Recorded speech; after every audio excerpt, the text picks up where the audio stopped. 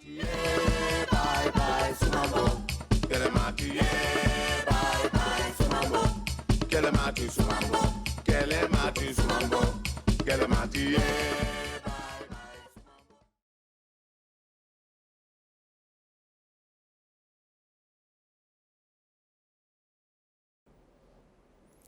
Buon pomeriggio, siamo qui nella splendida cornice della nuvola Lavazza a Torino. Oggi è la giornata mondiale della terra, l'occasione giusta per fare alcune riflessioni importanti su quello che sta succedendo non soltanto nel nostro paese, non soltanto nel nostro mondo, in generale sulla nostra civiltà. Stiamo attraversando forse la fase più difficile degli ultimi 100 anni, dal dopoguerra in poi mai si era vista una crisi di questa portata. Sta cambiando tutto, purtroppo dobbiamo dirlo, dobbiamo riconoscerlo. Il virus, l'agente patogeno, il nemico invisibile ha stravolto non soltanto il nostro modo di vivere, ma anche il nostro modo di produrre, il nostro modo di consumare. Questo attraversa in tutti i suoi aspetti le nostre vite e ci costringe a riflettere su tante cose, come sarà il mondo com'è il mondo di oggi, come sarà il mondo di domani, a partire dai temi fondamentali che riguardano appunto la nostra esistenza e, collegati a questo, i nostri diritti anche. E dunque riflettere di tutto questo nel giorno in cui appunto si celebra la festa della terra e declinarla nella chiave appunto del nostro modo di vivere e di consumare diventa molto molto importante, a partire dalle cose più basilari che riguardano la nostra esistenza, che sono appunto anche il cibo, l'agricoltura, che è la frontiera principale sulla quale si giocano le questioni di cui stiamo parlando, il nostro modo di essere, il nostro modo di alimentarci, il nostro modo di fruire dei diritti. Quindi siamo qui oggi con i nostri protagonisti dell'iniziativa di cui parleremo tra poco e li presento subito. Saluto Carlin Petrini, buongiorno. Buongiorno Petrini, e il dottor Giuseppe Lavazza, buongiorno dottor Lavazza, per parlare di questa nuova importante iniziativa, la Slow Food Coffee Coalition. Adesso daremo la parola ai protagonisti e ci spiegheranno esattamente qual è il senso di questa iniziativa. Io per parte mia posso solo ricordare che può sembrare strano che il cappello generale che ho fatto sia poi declinato attraverso un tema specifico come quello del caffè. In realtà c'è un senso, perché il caffè è una delle più importanti commodity del nostro sistema produttivo ed economico mondiale dopo il petrolio, e attraverso il caffè si sviluppano filiere straordinarie che chiamano in causa appunto tutta la catena che parte dai produttori e arriva ai consumatori, e quindi attraverso di essa anche i diritti relativi, connessi, sia di chi lavora sia di chi consuma. Quindi siamo qui per parlare di questo, do subito la parola a Carlin Petrini, così ci racconta esattamente il senso di questa iniziativa. Petrini. L'iniziativa della coalizione sul caffè è un'iniziativa che prende il via proprio da questa città, da Torino, che è la città in cui si è svolto dal 2004 un appuntamento importantissimo, che è l'appuntamento della rete di Terra Madre. E sono felice che questa iniziativa parta con un interlocutore che da sempre è stato vicino sia a Terra Madre che al Salone del Gusto, e che come dire, assieme a Slow Food partecipa di questa nuova idea di coinvolgimento di tutta la filiera del caffè. Vedete, per troppo tempo la dimensione agricola è stata, come dire, separata dalla dimensione produttiva e ancor più dalla dimensione distributiva, al punto che molta parte della conoscenza del caffè, della cultura del caffè, ai più è sconosciuta. Mi piace dire questo nel momento in cui Lavazza assieme a Ferran Adrià ha prodotto una vera e propria summa della conoscenza del caffè, e nello stesso tempo rendere fattibile questa conoscenza attraverso un rapporto tra tutti i componenti della filiera, partendo dai contadini, arrivando ai trasformatori, torrefatori, per arrivare ai baristi, ai ristoranti, ai caffè e ai cittadini, che io preferisco chiamarli cittadini e non consumatori. Consumatori è una malattia, la consunzione, ecco. Mentre invece cittadini responsabili sono coloro che determinano con i loro acquisti anche delle scelte politiche, e mai come in questo momento c'è bisogno di liberare tutta la filiera del caffè da questa separatezza tra la produzione e la distribuzione. Ecco, è un'idea ambiziosa, è un'idea che può diventare addirittura l'idea guida di Terra Madre del 2022. Se sarà possibile realizzare nel 2022 questo meeting di Terra Madre da tutte le comunità del cibo di 160 paesi, mi piacerebbe che tutta la questione della produzione agricola e alimentare diventa patrimonio comune di tutte le filiere, superando quella che è stata in qualche misura la dualità del nostro appuntamento torinese.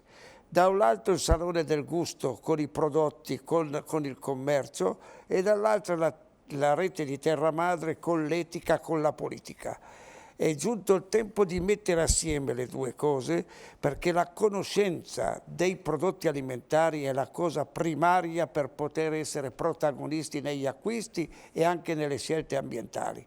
Ecco allora che questa coalizione che noi lanciamo in questi giorni e che avrà una sua tappe di avvicinamento a Terra Madre 2022 diventa un nuovo paradigma per affrontare la cultura alimentare.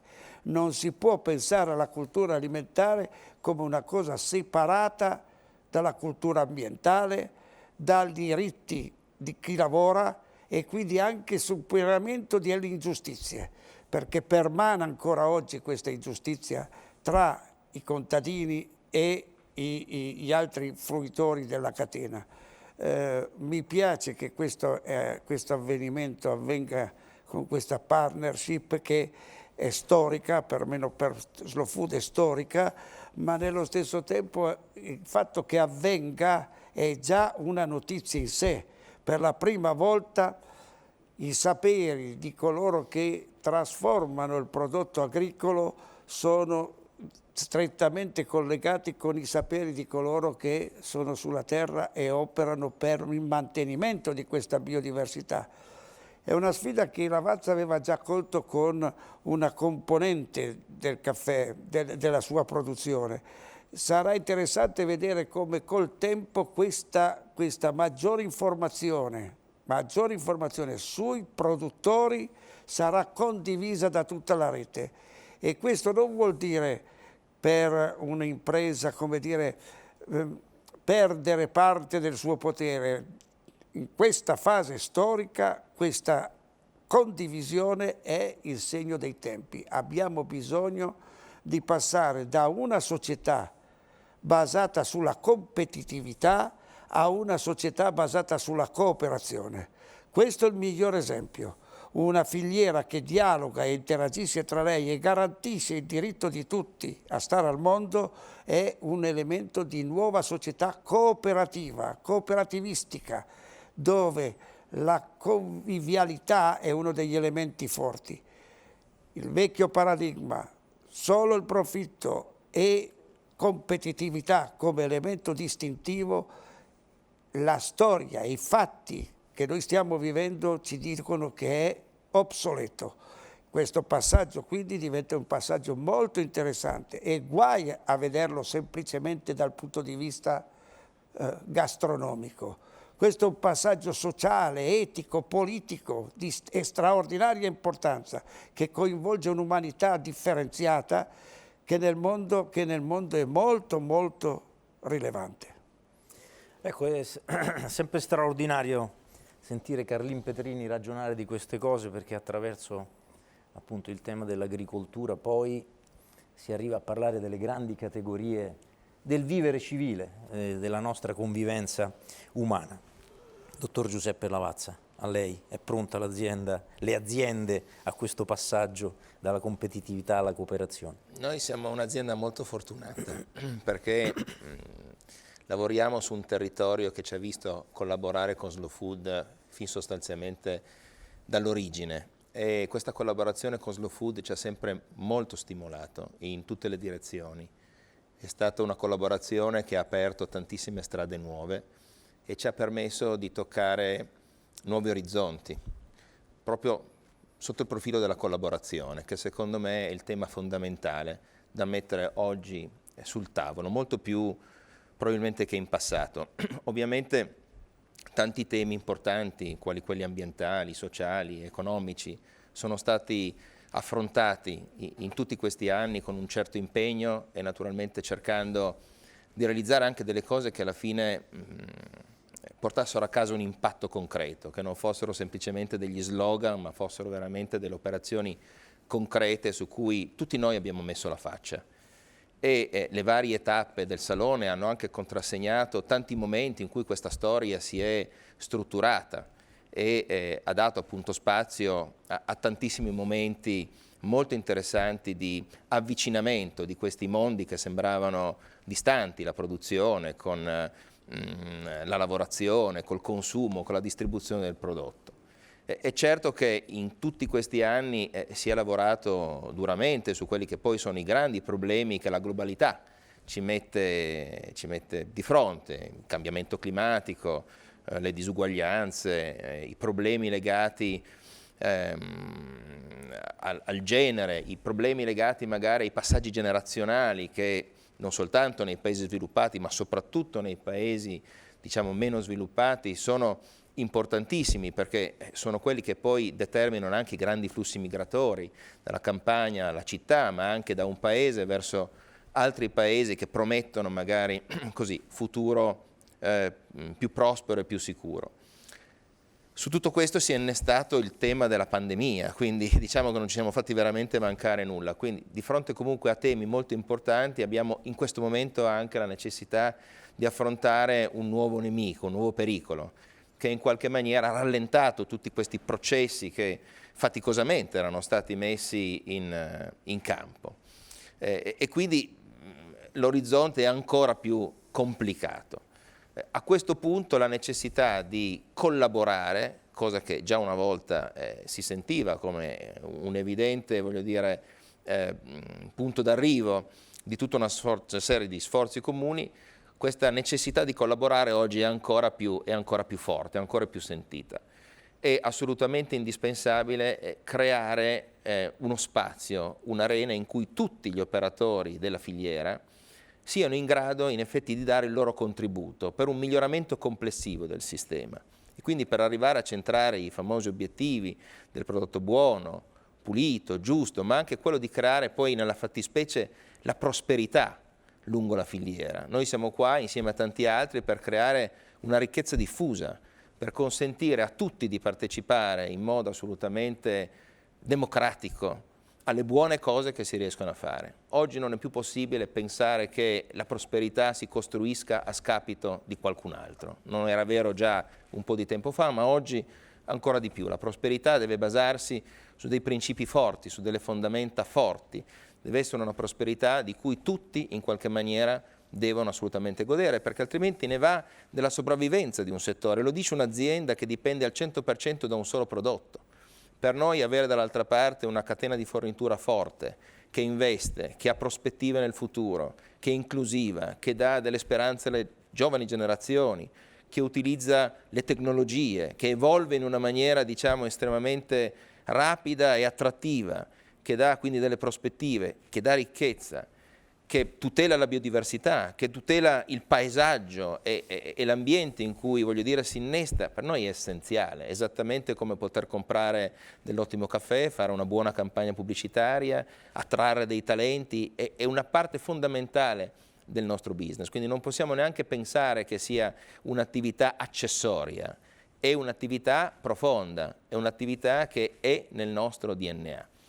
Carlin parlava di competitività, certo, ma oggi la competitività è cambiata per fortuna, non è più una competitività basata sul prezzo, sulla riduzione di tutta una serie magari di fattori pregiati. Certo, noi oggi dobbiamo essere sensibili, sostenibili, quindi dobbiamo cercare di utilizzare bene i fattori che ci vengono messi a disposizione, dall'energia alle materie prime, dobbiamo cercare di limitare gli scarti, ma la competitività oggi si basa anche sui valori, non semplicemente sull'offerta merceologica o commerciale. La competitività oggi è fatta anche di valori e quindi le aziende competono sui valori e devono essere le prime a trasmettere in maniera forte e credibile i nuovi valori, che sono i valori della cooperazione, che sono i valori dell'Agenda 2030 delle Nazioni Unite, che sono appunto la volontà di collaborare e di mettere in rete una serie di operatori che aspirano a trasformare le cose aderendo a un programma, a un codice, che è esattamente quello che oggi rappresenta il manifesto della nostra Coffee Coalition. Quindi un nuovo modello molto interessante, molto forte, pionieristico se vogliamo, perché apre a una partecipazione corale, collettiva, dal produttore fino diciamo all'appassionato, non chiamiamolo il consumatore, ma l'appassionato, perché Slow Food ha lavorato in tutti questi anni per creare degli appassionati del cibo, delle persone che amano, ma non solo da un punto di vista edonistico, che amano il cibo come concetto e quindi come strumento di trasformazione anche della società, per migliorarla, per farla diventare qualcosa in cui tutti possiamo ritrovarci e di cui tutti possiamo godere. Quindi saluto questa cosa con grandissima speranza, so che sarà un nuovo modello, condivido completamente perché è totalmente innovativo. Il caffè di nuovo è l'apripista e quindi siamo grati ancora una volta a Slow Food di aver voluto credere nelle nostre capacità di creare insieme un nuovo grande progetto che sarà l'autostrada dei prossimi 10 anni, e l'autostrada che ci porterà dritti fino all'obiettivo del 2030, che speriamo ovviamente di coronare con successo. Molto bene, molto bene. Allora, purtroppo non possono essere con noi per ovvi motivi i produttori, gli agricoltori, tutti quelli che hanno aderito alla rete della coalizione del caffè. Tuttavia noi abbiamo voluto far sentire la loro voce attraverso i rappresentanti di questo vasto popolo che sta aderendo appunto a questa iniziativa. In particolare ne ascoltiamo ora 2 di loro, i primi tra l'altro ad aver aderito alla Slow Food Coffee Coalition. Il primo è Osvaldo Zucchino, produttore del Guatemala della finca El Gigante. E invece nel secondo video che vedremo appunto incontreremo Step Hani Escamilla Femat, che fa parte della comunità Slow Food Bosque Niebla y Café Xalania del Messico. Vediamo questi video.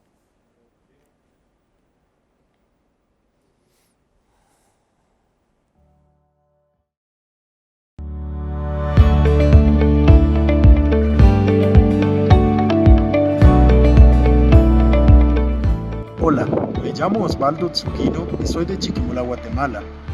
Junto con mi familia llevamos produciendo café especial en nuestra finca El Gigante. Dicho nombre se debe a que este es el punto más alto del Valle del Motagua, con sus 1700 metros sobre el nivel del mar. La finca se encuentra en Chiquimula, Guatemala, región Nuevo Oriente. Como toda finca, hemos tenido que afrontar problemas como crisis de precios, plagas, enfermedades, los efectos del cambio climático, y nos hemos sabido adaptar ante estos problemas.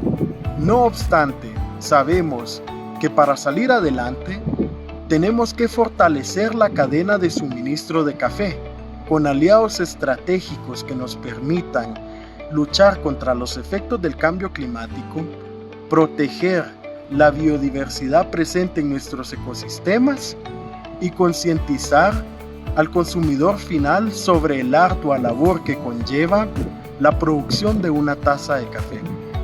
Es por eso que he firmado el manifiesto Slow Food Coffee Coalition, lo cual me permite dar a disposición mis competencias sobre el café, aprender sobre mis aliados y contribuir con la producción de un café bueno, limpio y justo para todos. Los invito a que firmen el manifiesto Slow Food Coffee Coalition para que puedan contribuir a la producción de un café bueno, limpio y justo para todos. Saludos.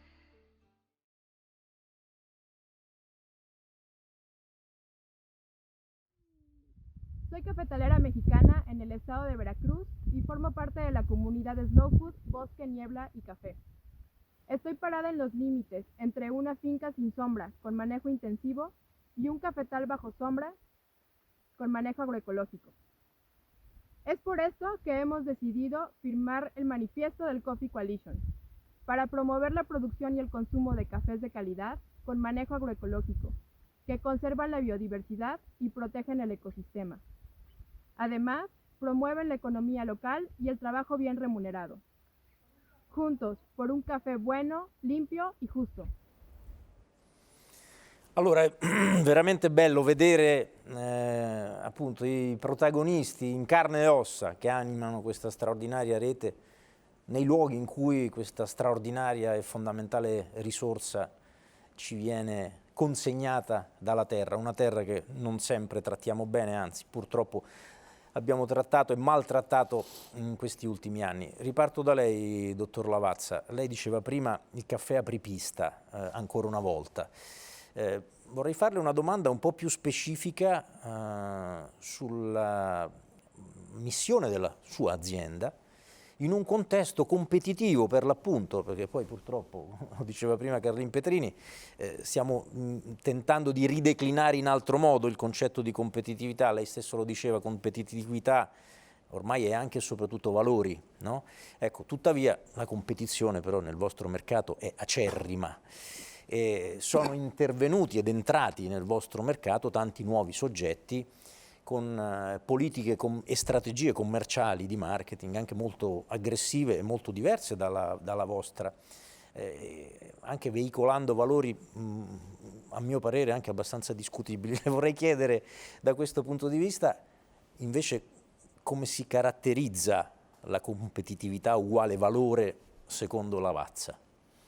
Noi pensiamo che il grande pubblico oggi è estremamente sensibile anche delle questioni di cuore, non semplicemente delle questioni di tasca. Certo, rimane anche il problema del prezzo, ovviamente, perché il mercato è competitivo e c'è tutta una fascia evidentemente di utenti, di consumatori, di appassionati del caffè che continuano comunque a tenere sotto osservazione questo elemento, questo valore. Quindi la nostra azienda comunque è impegnata anche chiaramente a cercare di servire questo tipo di mercato, però mettendo all'interno del nostro portafoglio, della nostra proposta, tutti i valori che caratterizzano anche l'offerta che noi rivolgiamo al cuore e all'animo dei consumatori e del pubblico più vasto che ovviamente, voglio dire, guarda il caffè con grande interesse.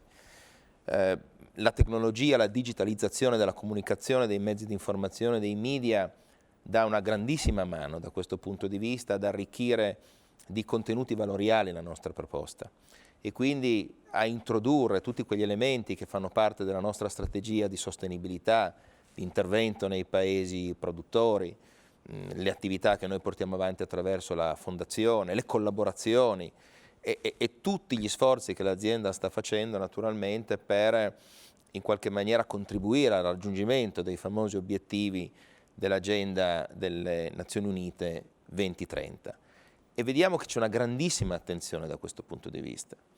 Oggi un'azienda si pesa moltissimo sulla sua capacità di essere credibile, molto più che una volta, sulla sua reputazione, sulla sua credibilità. Oggi per presentarsi con certi argomenti bisogna comunque essere assolutamente attendibili. L'opportunismo è sempre un nemico in agguato e le aziende devono essere in grado di ovviamente uscire da questo cono di possibili ombre in cui possono essere messe qualora le loro intenzioni poi non siano seguite da fatti concreti. Quindi ci si mette innanzitutto la faccia, ci si mette l'impegno e ci si mette la volontà di creare un percorso di lungo termine. Noi siamo partiti ad affrontare questi argomenti molto tempo fa, all'inizio degli anni 2000. Siamo stati tirati dentro perché in quel momento tutto il nostro mercato era stato devastato da un'incredibile crisi sul prezzo della materia prima, uno dei peggiori periodi forse dopo le grandi gelate all'inizio degli anni 70. In quel momento lì abbiamo capito che i nostri due mondi non erano separati, facevamo parte di uno stesso ambiente in cui il successo dell'uno evidentemente non poteva diventare la miseria di un altro. E abbiamo iniziato questo grande percorso, devo dire con molto anticipo, e all'inizio anche con grande difficoltà. Abbiamo tenuto spesso e volentieri le cose che facevamo un po' in disparte, non volevamo neanche fare comunicazione su delle cose che poi in realtà non si erano ancora concretizzate. Adesso, a distanza di quasi 20 anni, perché sono passati quasi 20 anni, abbiamo in effetti un bel track record e ci siamo resi conto che questo terreno è un terreno estremamente sensibile, ma non soltanto per gli stakeholder esterni, dico anche per i nostri stakeholder interni, per esempio per tutti i nostri collaboratori. L'impegno che l'azienda mette sulla sostenibilità è un incredibile propellente motivazionale, attrae talenti di grandissimo livello, dà a queste persone un senso della direzione dell'azienda che non è più semplicemente, voglio dire, il risultato della bottom line, è un sistema, è un modo di vivere, è un modo di lavorare che in qualche maniera le persone sentono più loro. È un progetto a cui aderiscono da un punto di vista personale e questa cosa qua la vediamo anche dal lato del consumo. Quindi ovviamente abbiamo l'interesse a cercare di parlare al consumatore affinché capisca, no? e comprenda fino in fondo l'importanza di tutte queste cose. Abbiamo la necessità di avere degli alleati dall'altra parte che alla fine poi comprano questi prodotti e accettano anche di pagarli magari qualche cosa di più perché valgono di più. E quindi questo continuo lavoro, diciamo, di acculturazione che facciamo sull'origine ma che facciamo anche sul consumo è parte integrante di questa grande azione, voglio dire, di miglioramento collettivo di tutto il nostro mercato, su cui noi crediamo tantissimo. Questo secondo me è veramente il futuro. Carrin Petrini, lei diceva prima che anche questa iniziativa della Slow Food Coffee Coalition si inserisce nel più vasto progetto di Terra Madre che guarda al 2022. Sulla base di quei valori ai quali facevamo cenno prima, sulla base del valore paradigmatico dell'agricoltura che incrocia tanti argomenti, le disuguaglianze, le libertà, i diritti. Voglio chiederle questo, al di là di queste straordinarie iniziative che state prendendo e che continuerete a prendere, dal punto di vista della sensibilità politica, e quando parlo di sensibilità politica mi riferisco essenzialmente alle scelte del decisore politico, lei vede un cambio di passo rispetto a questi argomenti? Oppure è sempre solo, dobbiamo riconoscerlo, Papa Francesco, il più importante testimonial di questi valori e di questi principi? Ma io do una valutazione rispetto alle scelte del mondo politico. Da un lato, a parole si avverte l'esigenza di un cambio di passo. Nei fatti la realtà è molto più complessa. Gli interventi di quei due contadini ci dicono sotto traccia che c'è un elemento sul quale noi tutti dobbiamo riflettere, che è il cambio climatico che genererà sofferenze dal punto di vista agricolo, non solo nel mondo del caffè, ma in tutto il mondo, di proporzioni enormi. La pandemia ci ha indicato che la non difesa della biodiversità, in qualche modo poi andiamo a pagarla dal punto di vista anche della nostra salute. Ma quello che ci attende rispetto a un cambio climatico è ancora molto più complesso e molto più devastante. Chi è che ha intercettato queste tematiche? Negli ultimi 2 anni fortunatamente è cresciuto un movimento dal basso di giovani in ogni parte del mondo che dicono a tutti gli interlocutori politici e a noi che se non si cambia il loro futuro è seriamente minacciato. Questa massa che oggi oscilla tra i 15 e i 18 anni non ha ancora un'incidenza politica dal punto di vista del voto, non ha ancora un'incidenza di scelte per quello che riguarda i propri consumi, ma è lì, sta entrando dentro questa dimensione e sarà una valanga. parlare a questa generazione significa parlare al futuro. Ecco allora che io sono convinto che questa massa critica inciderà fortemente nelle scelte politiche e bisogna fare attenzione a due cose. Da un lato mantenere saldo il principio di cooperazione e di dialogo tra le diverse componenti di tutta la filiera, questo è fondamentale. E secondo, evitare operazioni di greenwashing, cioè quel modo di essere per cui fino a ieri abbiamo operato in un certo modo e adesso siamo diventati sostenibili, la parola sostenibile addirittura ha perso valore dal questo punto di vista. Allora, cos'è che fa la differenza? La differenza è la buona pratica e le alleanze. Per esempio, in un concetto di vecchia competitività, un interlocutore come può essere Lavazza o altri direbbero bene, noi siamo virtuosi, siamo noi che vi garantiamo che abbiamo un buon rapporto con i produttori, rispettiamo l'ambiente, noi siamo quelli che operano questa diversità e questa diversità di agire. Quindi riconoscete a noi il prestigio di questa cosa qui. La Coffee Coalition e Lavazza, va bene, invece fa un altro ragionamento. Noi siamo partecipi di una comunità che dialoga, che discute e che garantisce a tutti pari dignità. È questo l'elemento distintivo rispetto a una logica prettamente di promozione come la mia azienda è sostenibile. È diverso.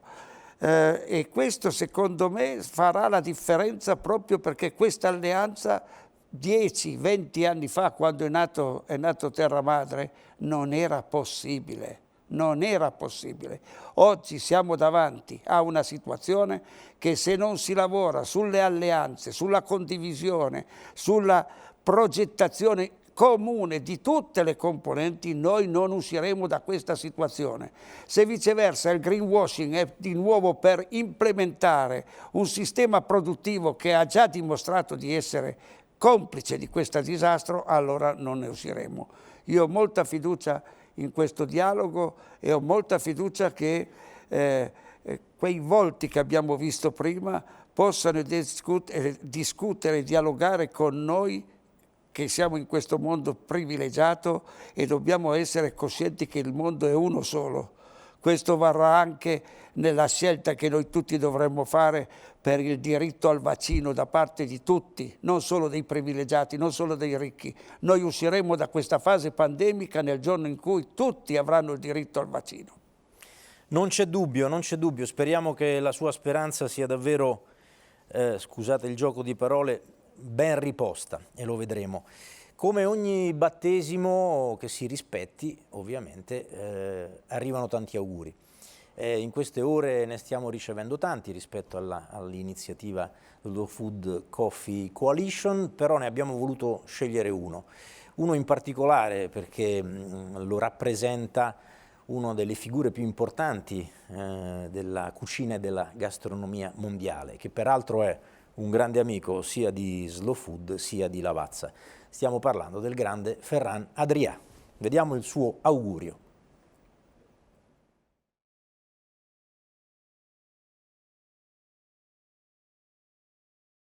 Felicidades por este evento, por este encuentro, porque creo que es muy necesario, ¿no?, de lo que vais a tratar. Nosotros con Lavazza y con la Universidad de Bra realizamos el Sapiens del café, estamos hace 4 años. El Sapiens es una metodología que lo que hace es conectar el conocimiento, es decir, adquirimos conocimiento y lo conectamos. Y lo conectamos a través de diferentes métodos. Uno es el léxico semántico, es decir, ¿qué es el café? Otro el comparativo, con qué diferencias hay, con qué lo podemos comparar. Otro, cuántos tipos de café habían, el café en el mundo y la historia. Esto es una manera de simplificar vale un libro de casi 700 páginas donde se habla desde la genética, las plantas, el cultivo, todas las tecnologías y técnicas que hay, y sobre todo algo muy importante, el elemento social de lo que significa el café. Y más en esta pandemia lo estamos viendo, ¿no? El tomarse un café conjuntos hace que socialicemos. Es sin duda uno de los elementos más importantes, uno de los alimentos más importantes que hay en el mondo para socializzare. Bene, noi ringraziamo questo importante contributo di Ferran Adrià e ringraziamo attraverso di lui tutti coloro che d'ora in poi vorranno accompagnare questa magnifica avventura che vi abbiamo presentato oggi. Le modalità con le quali sarà possibile aderire alla rete della Slow Food Coffee Coalition le potrete vedere, le state vedendo in questo momento mentre vi sto parlando alle mie spalle attraverso questo video. In rete è possibile aderire alla grande iniziativa di cui vi abbiamo parlato quest'oggi e a questo punto possiamo concludere queste nostre riflessioni appunto nella giornata mondiale della Terra riformulando tutti gli auspici che abbiamo fatto fino ad ora, no? E cioè da un lato appunto una competitività che cambia di segno e diventa soprattutto cooperazione e mi spingo ad aggiungere anche condivisione, solidarietà, quindi un caffè buono, pulito, giusto per tutti è lo slogan della vostra bellissima iniziativa. La terra è di tutti, diceva prima Carlin Petrini, cerchiamo di ricordarcelo sempre e non soltanto un giorno all'anno. Vogliamole bene a questa terra, non possiamo fare altro. Questa iniziativa è la dimostrazione che si può fare, si possono fare ancora tante e tante altre cose. Ringrazio Carlin Petrini, ringrazio il dottor Giuseppe Lavazza, ringrazio tutti voi che siete stati con noi. Buona vita a tutti.